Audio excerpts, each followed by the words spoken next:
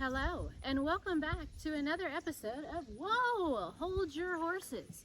This is episode 2, and this one's going to be a really hard episode for me to do because it is involving the murdering of innocent horses. I can't imagine how somebody was able to kill an innocent animal that trusted them, that felt that they could put their lives in this person's hands, and then this person literally brutally murder them for no reason. It is going to involve insurance fraud and animal cruelty and obviously murder of the animals. So if this is something that's triggering to you or something that is not what you want to hear or hearing stories of, this is not a video for you. Yeah, it's not a nice horse story. It's a horror story. But anyway, so this story is about a man named Tommy Burns who later became known as the Sandman. It is one of the most gruesome things that happened in, as far as I know, sports history. And it's also one of the most cruel, abusive to power and criminal acts in the equestrian sport world. So just to introduce my horses, this is Dream. She is a 7-year-old Morgan horse. This is Fabio. He is a 6-year-old Morgan horse. Hey, boo-boo boy, you need your fly mask. And then the horse over here in the very, very back is Catalina, and she is a 7-year-old Morgan horse as well. And I will be right back. The flies are bothering their eyes, so I'm going to put on a fly mask. Anyway, so I'm going to get into the story of the Sandman, the horse murderer. So the Sandman was born in 1961. Also, before I get way started, I might mispronounce people's names. I might get their names wrong. I also might get the years wrong because I'm trying to memorize this. So if I get it wrong, I'll just put it on the screen, the correct information.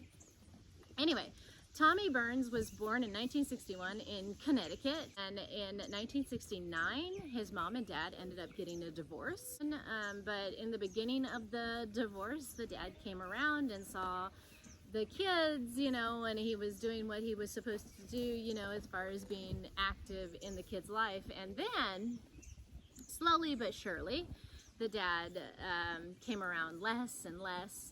And then pretty soon there were no more visits from dad, and dad was living his own life, and Tommy's mother became a single mom and moved into a very small apartment. Tommy said he didn't like this. He said he didn't like being poor, and so he started acting out. And one of the ways that he started acting out was he started causing a lot of fights at school. It got to the point to where the fights were just so bad that the principal actually met with Tommy's mom and was like, "We've tried to work this out. We can't work this out. He is still causing issues. We don't want him to come back to school." So Tommy didn't end up going back to school, and then I'm sure because he wasn't at school, he was acting out at home and he was getting in fights with his mom. And I guess they had a really big fight one day, and his mom told him that, he was just too much. And so he said, "Well, if I'm too much to handle, why don't I just leave?" And his mom just looked at Tommy and said, "Okay, good riddance." And that was the end of Tommy living at home. For whatever reason, Tommy decided to get on a Greyhound bus. And I don't know if he knew the Greyhound bus was headed to Florida or if that just happened to be where the big Greyhound bus was going and he got on the Greyhound bus. But he got on the Greyhound bus and rode the Greyhound bus all the way to Florida. When they got to Florida, the Greyhound bus had its typical stop where they let people get out. You go to the bathroom, you can grab yourself some snacks and so on and so forth. And so with this particular stop that they stopped at, there was this enormous event going on the other, I'm not particularly sure where it was going on, but it was in the area in which the bus stopped. And so Tommy was very interested in this very large, elaborate event that was going on. It was a fenced off event, And there were tents and large crowds of cheering people, and so Tommy wanted to know what was going on. So he climbed over the fence and he literally jumped into the show jumping and eventing horse world. So he goes in and he's looking around. He notices the very expensive cars, high class people. They were well to do, they were wearing nice clothes, they probably had beautiful jewelry, and this caught his eye. And he obviously didn't want to be poor, so this was probably very appealing to him, and he probably saw this as an opportunity for him to get into this world in which he desired. So he's wandering around, and I'm imagining that he somehow ends up in the area where they are stabling their horses, and he starts talking to the groomsmen, the people that take care of the horses, that get the horses ready to go into the show, that muck out the stalls. I'm sure he's talking to all of these people. And he's anywhere between 15 or 16 years old. He's needing a job. And so somehow, I do not know how this happened, but somehow Tommy runs into a man named Barney Wards. Barney Wards was a very elite, high-to-do, show-jumping equestrian. He had tons and tons of money. He had a very elaborate horse farm in New York. And everybody knew who Barney Wards was. Like, he was a known person. So anyway, somehow Tommy runs into Barney Wards and just casually asks Barney if he has a job, that he's looking for a job, and he's interested in the horses, and do you have a job that maybe I can do?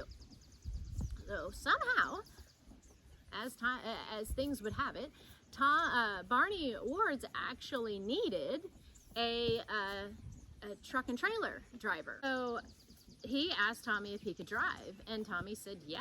So that very night, like as soon as this show was over, Tommy had a job working for Barney Wards, and he drove the horses from Florida all the way back up to New York. And he worked for Barney for a while. That this was an enjoyable job, but it was hard work. And the thing that Tommy was different about himself than other people that worked in the barns was he kind of intruded himself in the actual family that owned the stable. And this was very unusual for people that work in the barn to do. Normally you separate yourself, the family that has hired you to work with the horses is their own thing, and your life is in the barn doing the grunt work, the dirty work, the cleaning up after the horses, making sure they're ready to exercise, making sure they're ready to load up on the truck so that they could be, taken to the next show. But Barney wasn't like that. Barney was like, hey, and he kind of intruded himself into people's lives. And so he got to know Barney pretty well, and he actually said that he looked up to Barney as a father figure. So he became very close to him. Barney actually ended up buying Tommy his favorite car. It was a brand new car.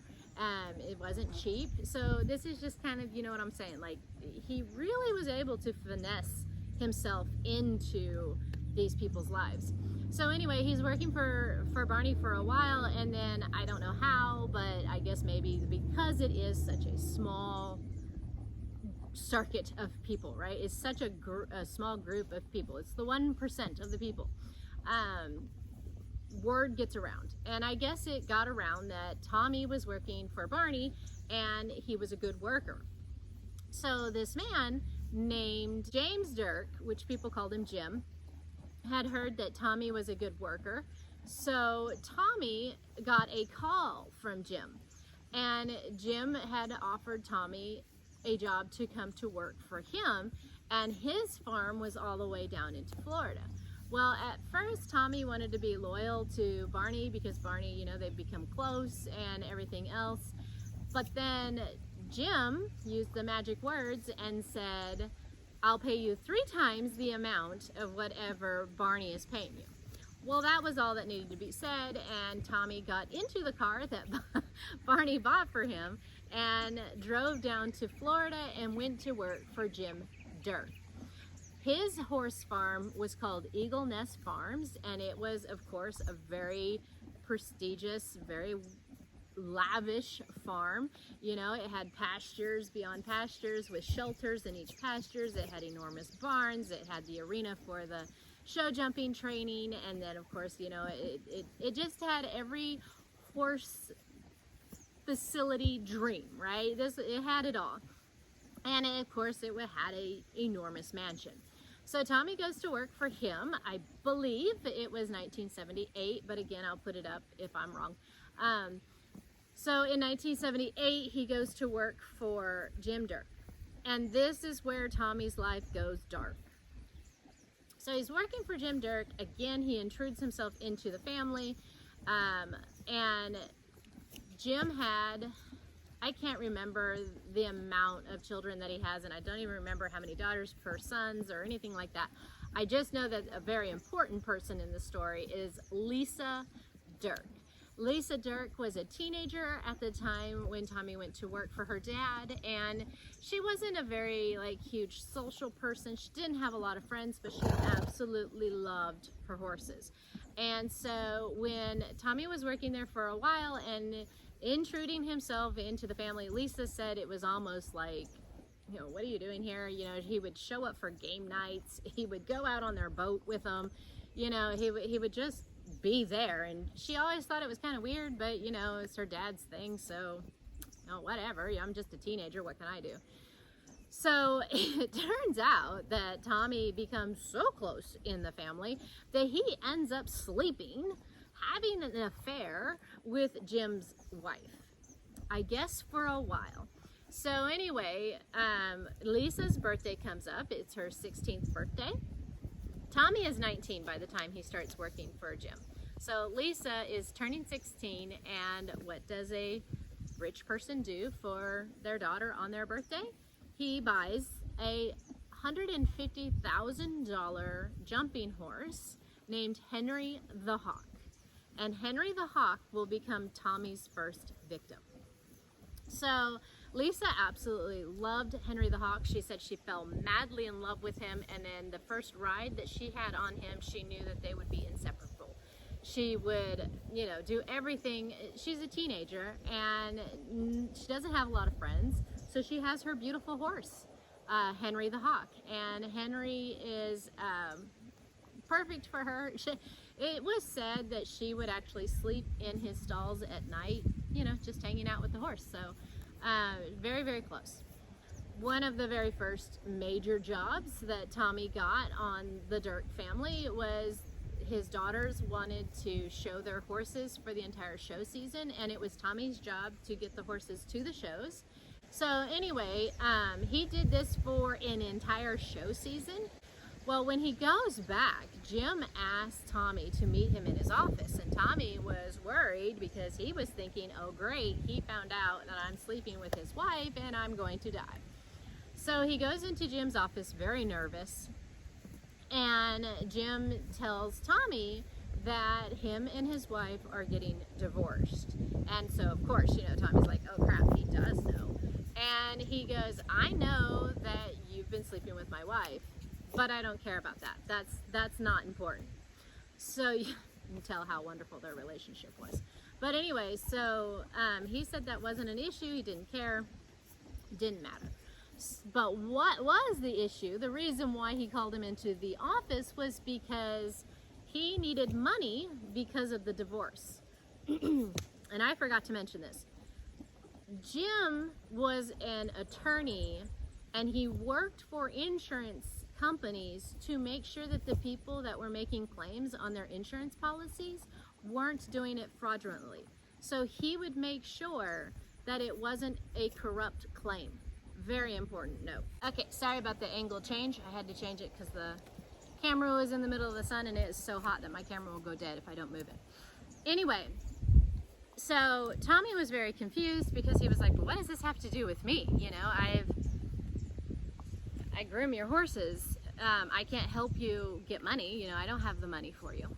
And so then Jim said, I need you to kill Henry the Hawk. because Henry the Hawk had an insurance policy on him for his full amount. Jim had tried to sell Henry the Hawk, but he wasn't able to get the amount of money that he wanted for him. So his solution was to commit insurance fraud and have Tommy kill Henry the Hawk. So Tommy was still confused to, how is that going to help you?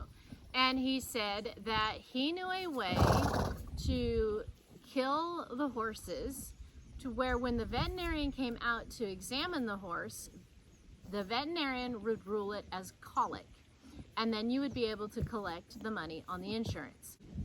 For a veterinarian to rule out a horse's death as colic would not be an unheard of thing. It's just not. It's a very common thing.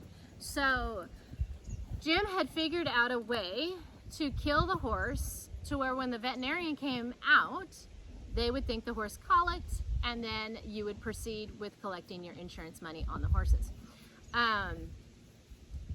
And it's disgusting. I don't know how Jim figured this out. I have no idea if he ever did it himself. It sounds like he did, because it sounds like he had experienced it, but I was not able to find anything that actually said he did or did not do this. And so Tommy was like, okay, well, what do I have to do? And so this is extremely disgusting. Jim would take an extension cord. He would take the outer coating off of the extension cord, and then he would take the 2 wires that are in the extension cord, and he would connect alligator clips on each of the wires. So 1 and 1, 2 outer alligator clips on this side of the extension cord. Then he would take the male part of the extension cord. He would leave it alone. It would be just as you buy an extension cord. And he would take the alligator clips. He would attach 1 alligator clip to the horse's ear. And then he would clip the other alligator clip to the horse's rear. First of all, horses are extremely sensitive animals. There's some horses that won't even allow you to touch their ears because their ears are a very sensitive part of their body. And you can imagine how sensitive the rear is. And so this just goes to show how much the horse trusted Tommy to be able to even clip this on to their ear and their rear without fighting him. So anyway, then once you had that set up on the horse, you were to take the male part of the extension cord and plug it in to an outlet where it would electrocute the horse. Jim told Tommy to make sure that when he does this, get out of the way fast, because he has known horses to fall down so violently that they will literally break their necks as they hit the ground. From convulsions, from just falling over, whatever it was, which to me tells me he had experience in this. I don't know how you do this as a person. I really, really don't. But Tommy said okay. And that night, he went down to the stall where Henry the Hawk was in his stall being a horse, and Tommy hooked up this mechanism that Jim had came up with. He followed the instructions according to Jim. He made sure he got out of the way, and he plugged in the extension cord, and Henry the Hawk was electrocuted. He lost his life to a man he trusted. It's disgusting. It's absolutely disgusting. That was the end of Henry the Hawk's life. And then, of course, Jim got his money, whatever, move on. So Tommy obviously needed a place to work. It didn't sound like Jim was going to be able to maintain his life on this farm, so I don't know what happened after that. But anyway, as far as Tommy is concerned, Tommy ended up calling Barney, the first person that he went to work for. He ended up calling Barney and asking Barney for a job back. So Barney said okay, and Tommy headed back up to New York. Now, By this time, it's in the 80s now. So Tommy's up here, he's working for Barney, and he gets a call from somebody saying he had heard what he had done for Jim, and they had a horse that they would like to put down. And they told Tommy that they would pay him 10% of whatever the insurance claim was if he would do the job. So, you know, Tommy did it. And it turned out that this ended up being a very productive year for Tommy and his murdering. He would go from one place to the other. It became known that this is what he does. People knew. He didn't advertise. He didn't say anything. He didn't say that, you know, if this is what you're needing done, I'm the man for you. But people knew. A West Virginia, very prominent woman, she had said that if you were at an event and you saw Tommy walking anywhere in the event, people would start talking to each other. And they would be like, well, there's the Sandman. Looks like a horse is going down tonight. So they knew. People knew this was going on, and they just acted like this was a normal part of the show world. This is just, you know, this is just what you do when you have a jumping horse that isn't doing what you want it to do, or whatever your reason is, and you would rather do this than have the horse live out its life or sell it to somebody else. Just collect the insurance money. It's disgusting. It's absolutely disgusting.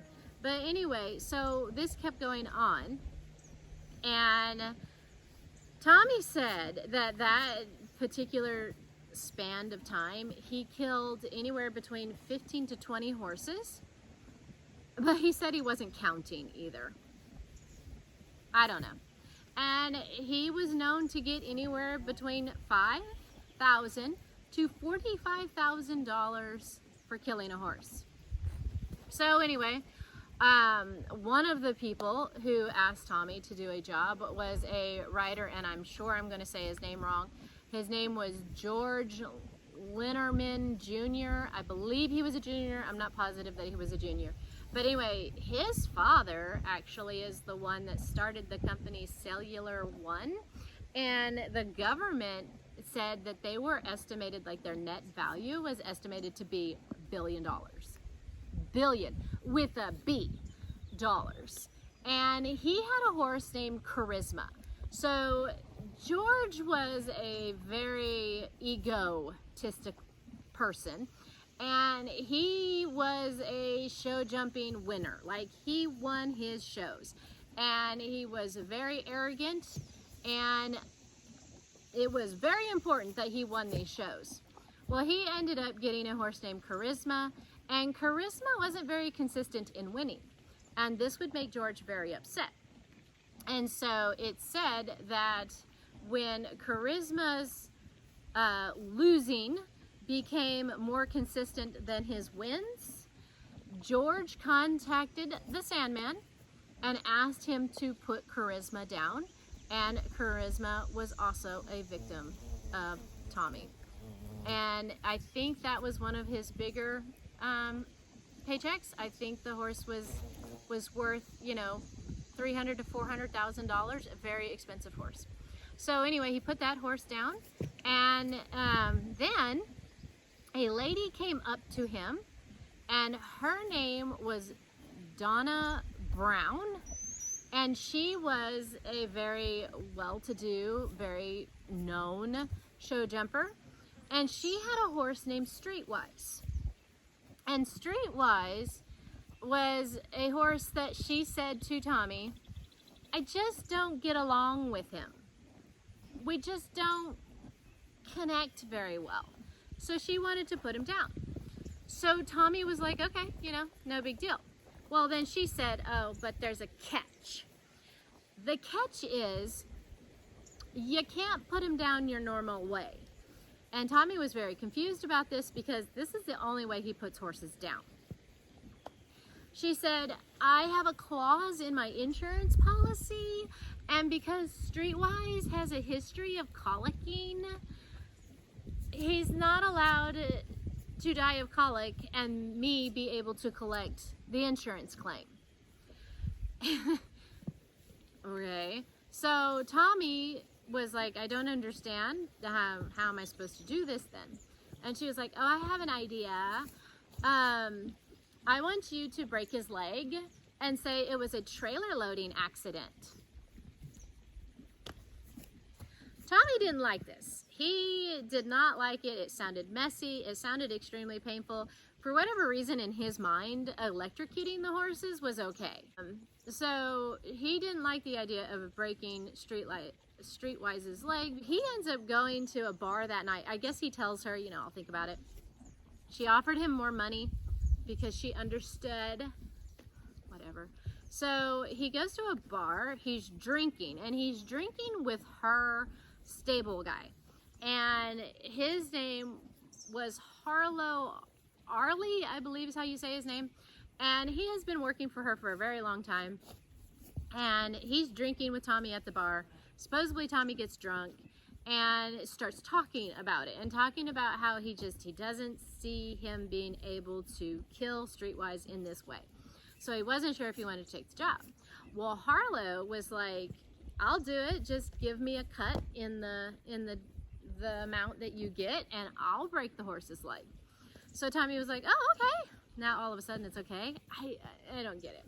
But anyway, so they planned it out in order to make it look like a legitimate trailer loading accident. They said they would wait for a rainy day and then they would go to put him in the trailer, and that's where they would break the leg on the ramp of the trailer to make it look like it would be a plausible place for a horse to break its leg. So that was the plan. He told Donna he would do the job, and they waited for a rainy day. Well, they wanted to make it look like business as usual, so he had other horses in the trailer that needed to be hauled somewhere. So he had some other horses in there. They go, they get Streetwise. Streetwise is trusting them 100%. You know, these are people that he knows, these are people that he trusts. Walking to the trailer, and as they get him on the ramp, Harlow takes a crowbar and as hard as he can cracks the back leg of Streetwise. Tommy said, and Harlow said, that the sound of the leg breaking was way louder than they thought it would be, and the reaction of the horse wasn't what they thought it was going to be. Streetwise ended up rearing up and actually pulling the lead rope out of Tommy's hands. The horse passed out for a second and then came back to, and before... Okay, sorry about that. My camera overheated and I had to literally go put it in the freezer to cool it down to be able to finish the story. Okay, so Streetwise took off running down the driveway. Harley and Tommy ran after him, and he ran down for a while, and then he came to this place where they had kind of like some rows of barns, and Streetwise ended up running behind the barn, and that is where he collapsed. And so as soon as Streetwise had collapsed and Harlow and Tommy got to Streetwise, I don't know, somehow they let Donna know that the job was done and Streetwise was laying in the back of the barn. And so she comes over acting like an actress, like she has no idea that this was all going to go down, and, you know, examines the horse, cries like she has no idea that it's going to happen. And the vet gets there, and of course, again, she's pretending like, you know, oh my gosh, my poor horse. And so the vet examines the horse and lets her know that it's obviously something that's not going to be able to be repaired, and that the most humane thing to do for the horse was to euthanize it and put it down. Before she tells the veterinarian, okay, go ahead and do that, you know, because the horse is suffering. No. She's like, I gotta call my insurance company to make sure that this is going to qualify and that I'm still gonna be able to get my insurance money. So she does that. She gets the insurance company on the phone, and she hands the phone over to the veterinarian, where the veterinarian explains, and then the insurance company says, yes, it is something that she can claim on the horse, and you can go ahead and put the horse down. So that's what happens. The veterinarian ends up euthanizing the horse so that he's no longer in pain. So as far as I know, Streetwise was the very last victim of Tommy, aka the Sandman, because unknowing to everybody, the veterinarian, and I'm getting slapped in the face by a horse tail, which is very painful. Nobody knew. Donna didn't know, Tommy didn't know, Harlow didn't know, the veterinarian didn't know, but they were being watched by the FBI. The FBI had gotten a tip from a caller that this was going on. Now, I'm not sure if they called the FBI or if they called the insurance company. I'm not sure who the caller actually called, but somebody finally, thank goodness, somebody reported that this was going on.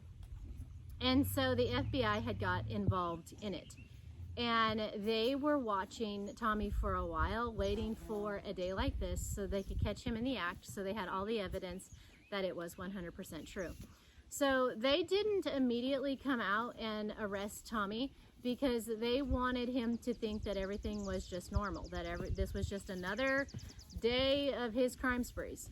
So Tommy and Harlow, after the horse was put down, after Streetwise was euthanized, got in the truck and were going to continue on their day of delivering the horses, because remember, the horses already loaded in the trailer, ready to go to wherever they were being transported. So they got in the trailer and the FBI ended up following them, it sounded like for about 30 minutes or so down the road, and that is when they surrounded the truck. And as soon as they surrounded the truck, Tommy knew he was going to get in trouble, and Harlow, he obviously knew too. So they surrounded the truck. Harlow ended up going easy. You know, he was like, yeah, I was wrong, you know. But Tommy, he decided he was going to take off and run, you know, because that always works on foot. So he ends up running, and the FBI end up getting him. They actually held a shotgun to his head while they handcuffed him and hauled him to jail.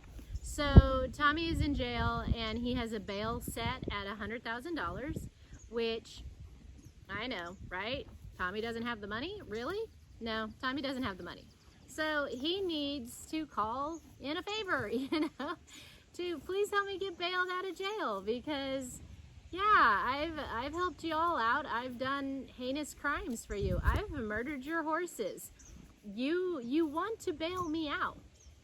Well, everybody that he called, they all said no.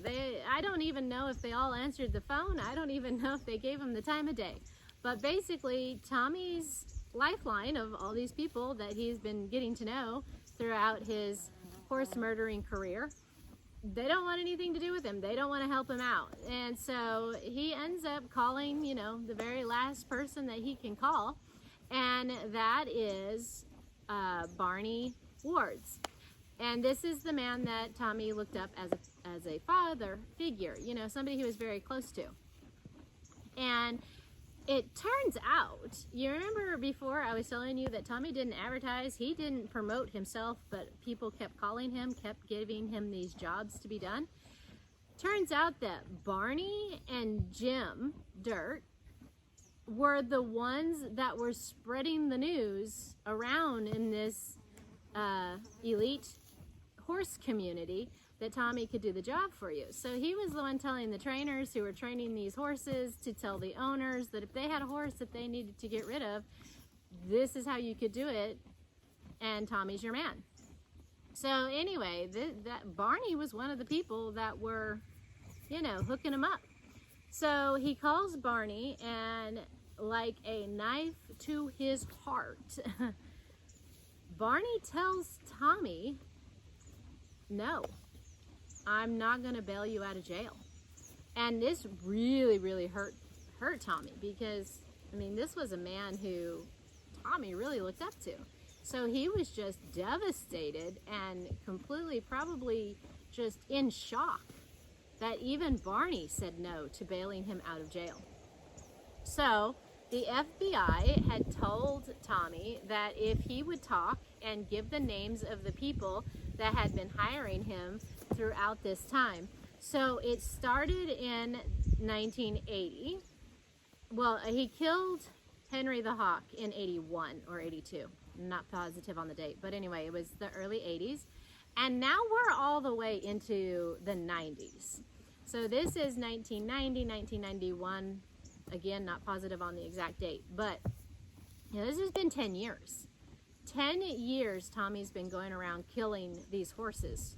So the FBI was needing the names of the people that he had been working for so that they could, you know, give the charges to these people that they well deserved. And so in order to get a lighter sentence, and because nobody was helping Tommy out, Tommy agreed to work with the FBI and give the names of the people that he had been working for. Tommy wants it to be very clear that he is not a narc, he's not a tattletale, he's not the type of person that will throw somebody under the bus. But at the same time, nobody was there to help him, so, you know, you got to do what you got to do, and this is kind of how he explained it. So he talked to the FBI. He ended up giving the names of 36 people who had hired him throughout this span, and they were all indicted and had a trial to, there's a horse, Catalina. Don't do it, Catalina. Catalina. No, Catalina. Say, don't do it. Say, move on. Say, go on. Good girl. Okay. So anyway,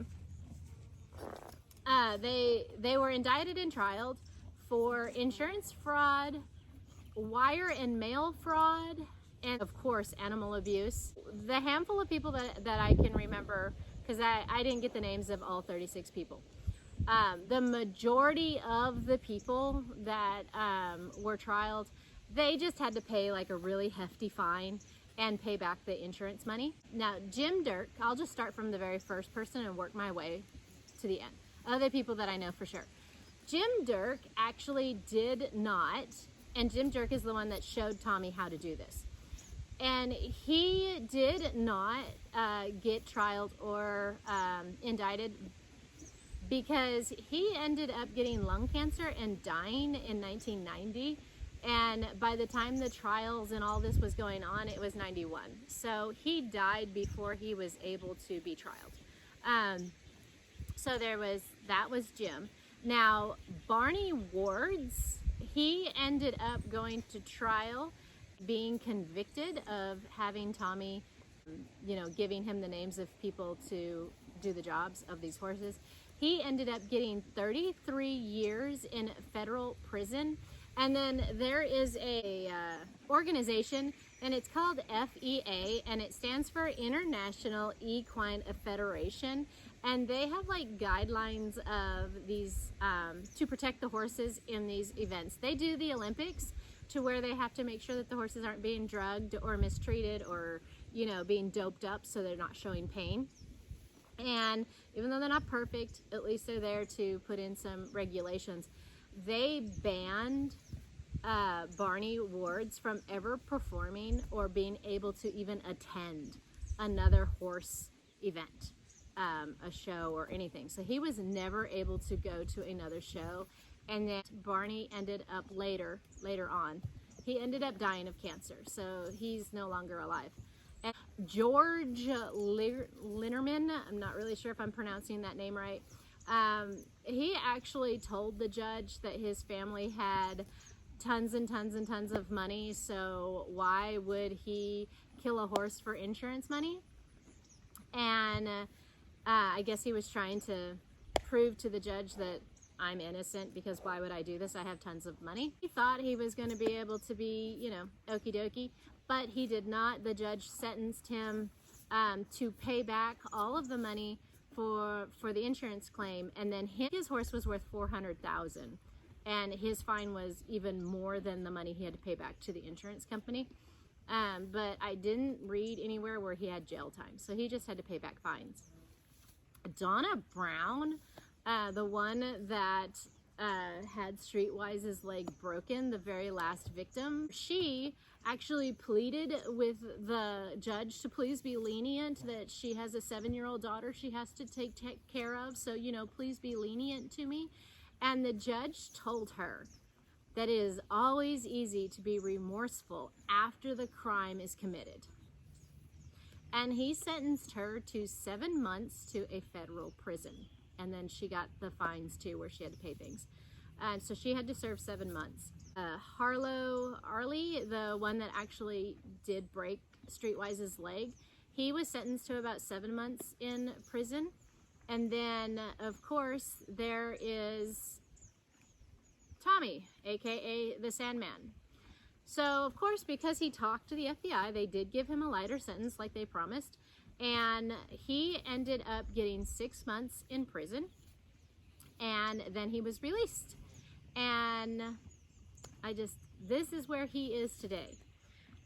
He ended up moving back to Florida, and he owns an auto parts store and a horse farm. Somehow he was still able to own horses after what he did. And that is the story of the Sandman.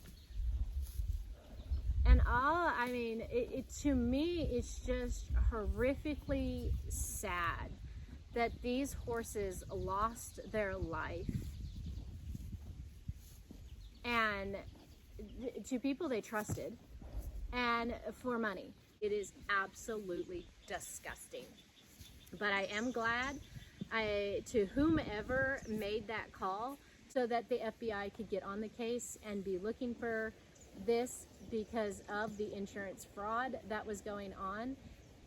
I'm just thankful that that happened, so that it finally ended and no more horses were brutally murdered by anybody. So that is the brief story of the Sandman. And it's a very sad story. So if you like my storytelling, please subscribe so that you can keep up with them. And I will talk to you all later. Thank you so much. Bye.